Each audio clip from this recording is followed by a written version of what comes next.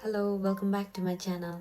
I had always heard about the Oscar winning movie The King's Speech, but I'd never get the chance to watch it. Recently, however, I found this book at the store and I gave it a read.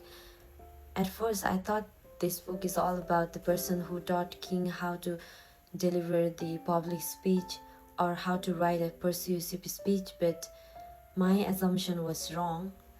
As there is a saying goes, don't judge the book by its cover. Similarly, I stopped judging it and I gave it a full read. It tells the story about the Lionel Luke, who was the king's speech therapy. He was the commoner from Australia, Adelaide, and he helped the King George VI to overcome the speech impediment, and actually he had the debilitating stammer, and the real story is even more fascinating than that. The interesting fact here was Luke wasn't a doctor. He had no formal medical training, but he was the elocutionist from the Adelaide. He understood the voice and the breath. After the World War I, he treated the soldier with cell shock, and many of whom lost their voice or speech due to trauma. Through his work, he discovered crucial principle: you just cannot treat the physical symptoms. You have to treat the emotional wound behind it.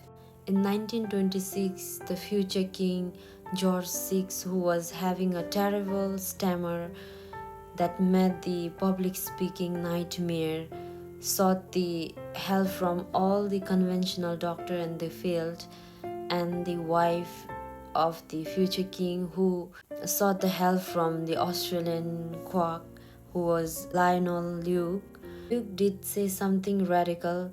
He told the Duke of York that in this room we both are equal. I'll call you Barty and you call me Luke. And there was no title and two men working together. And his techniques were simple, just breathing exercise, relaxation, and shadowing. But the real magic was that he built the trust, and Luke also created the safe environment for the king to be vulnerable and share his fear and his confidence.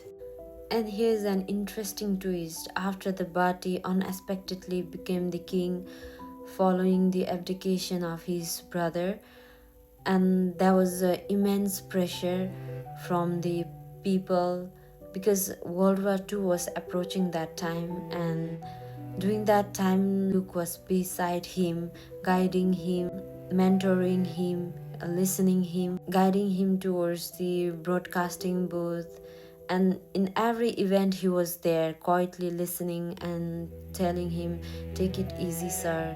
And their friendship lasted till King's last breath at 1952. Luke called that is the greatest pleasure of his life. And their relation was so beautiful that even when Bati became the king, he took him as his personal speech therapist and treated him so nicely. And he's also awarded with the national awards. And the two lessons from this are particularly striking. Firstly, you can achieve anything with your sheer determination like King did. He worked tirelessly because his dedication to the people. And second lesson here is anyone can treat their low self-esteem, impediment and trauma with a true therapist or a genuine friendship. Similarly, Lionel Luke treated the party like no one else did, and he helped him to overcome his impediment. Lionel Luke, or the King's Speech, is a beautiful reminder that behind every successful leader, there is someone who helped them find their voice. Similarly, sometimes we also need that someone who helped us find our voice, someone who believes in us and who stands beside us during our ups and downs of life. Thank you.